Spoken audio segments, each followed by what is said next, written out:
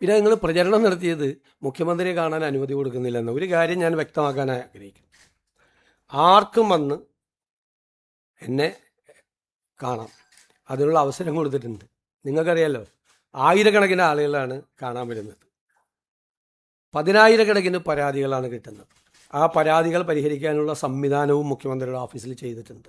ആർക്കും വേണമെങ്കിൽ, ഒരാൾക്കും എൻ്റെ ഓഫീസ് ഇതുവരെ അനുമതി നിഷേധിച്ചിട്ടില്ല. നിങ്ങൾ പല വാർത്തകളും കൊടുത്തു അനുമതി നിഷേധിച്ചെന്ന്. ഇത് ശരിയല്ല. കാരണം ഒരു വ്യക്തിക്ക് കാണാൻ പറ്റാവുന്നതിൻ്റെയൊക്കെ അപ്പുറത്താണ് ആളുകളെ കാണുന്നത്.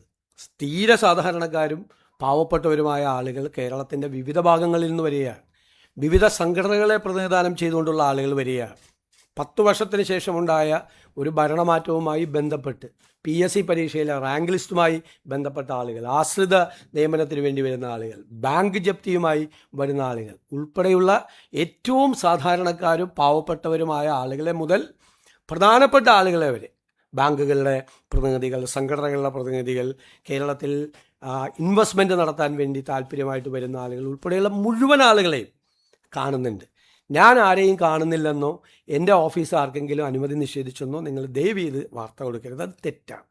ഏറ്റവും പുതിയ വാർത്തകളും വിശേഷങ്ങളും വിരൽത്തുമ്പിലറിയാൻ സീ മലയാളം ന്യൂസ് എല്ലാ ഡിജിറ്റൽ പ്ലാറ്റ്ഫോമുകളിലും ലഭ്യം.